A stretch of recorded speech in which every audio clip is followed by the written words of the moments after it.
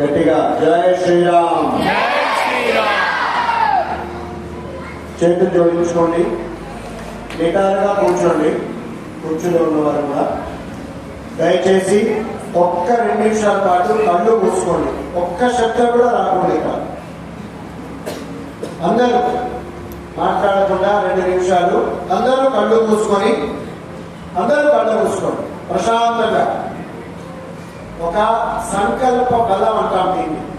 మీరందరూ కళ్ళు మూసుకున్నారు. మనసులో ఏమనుకోవాలి తెలుసా? స్వామి, ఈ భారతదేశంలో మాకు ఎక్కువ సౌఖ్యాలు వద్దు స్వామి, అంటే లగ్జరీస్, కంఫర్ట్స్ అంటాం. అంటే ఏది అవసరం అది ఉంటే చాలు స్వామి. ఈ దేశం లాగా మిగిలితే చాలు స్వామి. ఈ దేశం లాగా వచ్చేతరానికి అందితే చాలు స్వామి. ఇది మీరందరూ సంకల్పం తీసుకుంటారు. తమాషా అనుకోమాకండి. తమ్మే మన శివ సంకల్పం వస్తూ ఉంటారు. నాకు చెప్తుంటే ఒళ్ళు కదులుకొస్తోంది. ఇంతమంది కనుక సంకల్పం తీసుకుంటే ఆ సంకల్ప బలం మామూలుగా ఉండదు. గుర్తుపెట్టుకోండి. మీరందరూ ఒకటే ప్రార్థిస్తున్నారు భగవంతుని. మీ ఇష్టదైవం ఏమైనా కావచ్చు, వెంకటేశ్వర స్వామి, శివుడు, ఆంజనేయ స్వామి, వినాయకుడు, అమ్మవారు. కానీ మీరందరూ కలిసి ఇక్కడ కూర్చొని ఒకే మానసిక స్థితి ద్వారా కళ్ళు మూసుకొని మీ మనసును ఏకాగ్రతం చేస్తూ అద్భుతంగా కోరిక పొందుతున్నారు. ఏదైతే భారతదేశం అంటామో, హిందుస్థాన్ అని అంటామో, ఈ భారతదేశం ఇలా సౌకర్యవంతంగా, ఇలా సుఖప్రదంగా, ఇలా ఆనందంగా వచ్చే తరానికి అందితే చాలు స్వామి అని మనస్ఫూర్తిగా కోరుకుంటున్నారు. మీరు పైగా ఎక్కువ సంకల్పం తీసుకోండి. కళ్ళు మూసుకోండి. చెప్పిన దాకా కళ్ళు తెరవద్దు. దయచేసి కళ్ళు మూసుకోండి ప్లీజ్. మీకు తెలీదు కళ్ళు మూస్తే ఏం జరుగుతుంది. మీరు శివుడిని గమనించండి, కళ్ళు మూసుకుని ధ్యానం చేస్తుంటారు. ఆంజనేయుని గమనించండి, కళ్ళు మూసుకుని ధ్యానం చేస్తుంటారు. ఋషుని గమనించండి, కళ్ళు మూసుకొని ప్రపంచంలో ఉన్నటువంటి ఆ శక్తిని మనసుకు కేంద్రీకృతం చేసుకొని సంకల్పం తీసుకుంటారు. మీరు ఏమి సంకల్పం తీసుకుంటారు? మొదటి సంకల్పం అయిపోయింది. ఈ భారతదేశం సుఖంగా, సౌఖ్యంగా, అద్భుతంగా ఉండాలి. మాకు ఎక్కువ లగ్జరీస్ వద్దు. స్పష్టంగా మనసులో కోరుకోండి. కొన్ని కంఫర్ట్స్ కావాలి చాలు స్వామి. ఈ భారతదేశం లగ్జరీస్ సంబంధించింది కాదు, గుర్తుపెట్టుకోండి. ఈ భారతదేశం కంఫర్ట్ సంబంధించింది. ఎంత అవసరమో అంతవరకే. అందుకని నేర్పిస్తారు, నువ్వేమి పట్టుకపోరానా అన్ని ఇక్కడ వదిలేసిపోతావు. అలాంటి మనకి ఎలాంటి వదులుకోవాలి మనం? ఈ భారతదేశం అద్భుతంగా ఉండే విధంగా ఒక మనసు సంకల్పం తీసుకొని వదులుతాం. మొదటి సంకల్పం పూర్తి చేస్తున్నాం. రెండో సంకల్పం ఏంటి? కళ్ళు మూసుకొని మనసులో ప్రార్థించుకోండి. ఎవరిని ప్రార్థించుకుంటున్నారు? ఒకసారి ఊహించుకోండి. నరసింహస్వామి భక్త ప్రహ్లాదులు పిలిస్తే పరిగెత్తుకొచ్చాడు. చిన్న పిల్లడు నమ్మాడు. ఒక చిన్న పిల్లడు నమ్మాడండి. భగవంతుడు పరిగెత్తుకొచ్చాడు. అలాగే ఆ వధువులు లాగుతా ఉంటే, చీరలు లాగుతా ఉంటే ద్రౌపది తల్లి కృష్ణ పరమాత్మని నమ్మింది. పరిగెత్తుకొచ్చాడు పరమాత్మ. అలాగే చాలా మంది విషయంలో భగవంతుడు పరిగెత్తుకొచ్చాడు. మహారాష్ట్రలో వెళ్తే పాండురంగడు, మన దగ్గర రామదాసు జైల్లో పంపిస్తారు కదా, రాముడు పరిగెత్తుకొచ్చాడు ఆయన కోసం. అలా భగవంతుడు ఈ భారతదేశంలో మీ సంకల్పం ద్వారా తిరిగి జరిపించాలి. అది మీరు కోరుకోండి.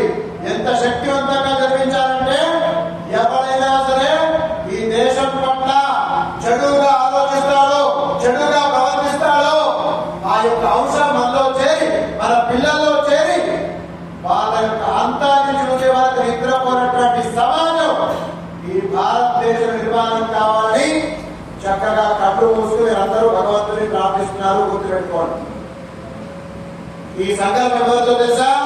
పరమ గురువులది, పరాత్మర గురువులది. మీ యొక్క గురువు అద్భుతం. వాళ్ళ గురువులు ఎక్కడ ఉంటారు తెలుసా? కళ్ళు మూసుకొని ఉండండి. దయచేసి చెప్తాను, కళ్ళు తెరవని. ఈ గురువులు ఎక్కడ ఉంటారు తెలుసా? ఎక్కడో నది ఒడ్డున ధర్మశాల కట్టుకొని అక్కడ కొంతమందిని తీసుకొని చక్కగా ఎవరికి ఏది ఇష్టమో నేర్పిస్తూ ఉంటారు. వేదాభ్యాసం, కొంతమంది శస్త్రాస్త్రాలు, కొంతమంది రాజకీయ నైపుణ్యత, ఇంకా కొంతమందికి ప్రజల పాలన ఎలా తీసుకెళ్తే బాగుంటుంది, కొంతమందికి వాణిజ్యం.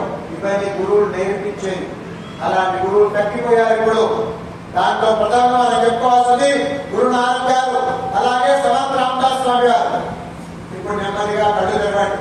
కళ్ళు తెరిచి ఈ యొక్క పటంలో ఉన్నటువంటి ఛత్రపతి శివాజీ సమర్థ రామదాస్ స్వామి ఫోటో ఒకసారి చూడండి, స్వామి వివేకానంద ఫోటో చూడండి. అలాంటి పిల్లలు మన ఇంట్లో ఎందుకు రాకూడదు? అది చూసినప్పుడు ఆ సంకల్పం మీ మనసులోకి రావాలి.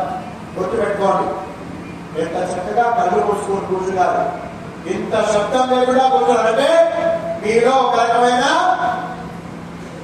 మేమేదో సాధించాలి, గురువు చెప్తే వినాలి అన్న తపన ఉంది. దాన్ని సఫల దృష్టిలో తీసుకోవడం మాత్రమే నాలాంటి వాళ్ళు చేయాల్సిన పని.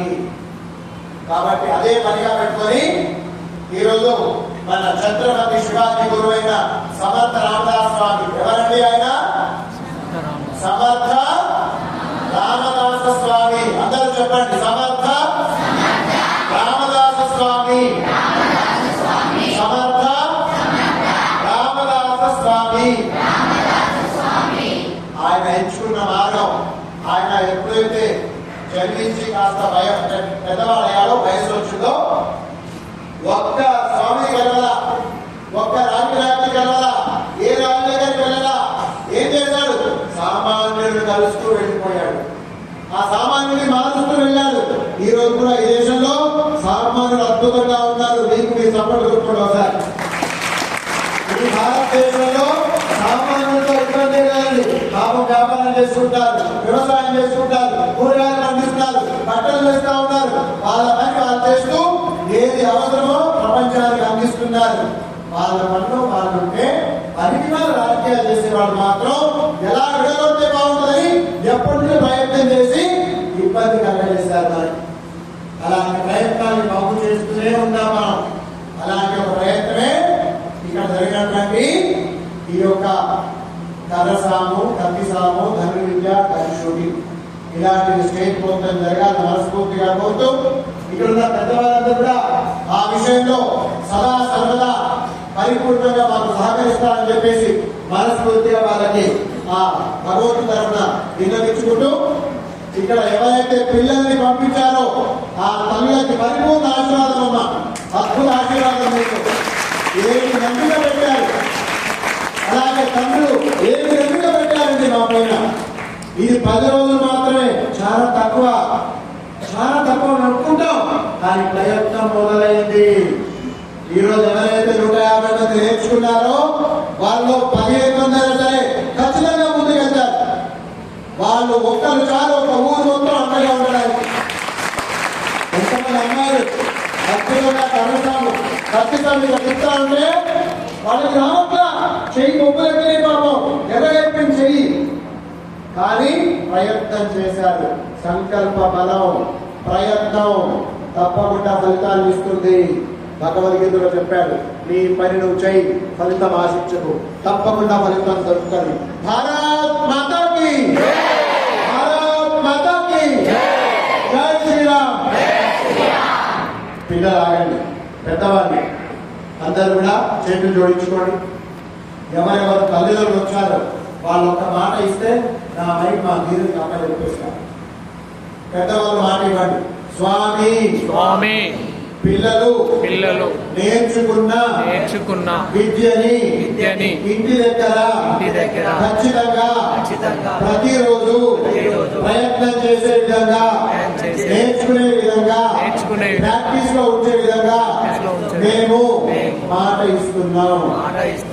మీతో మాట తీసుకుంటున్నాను.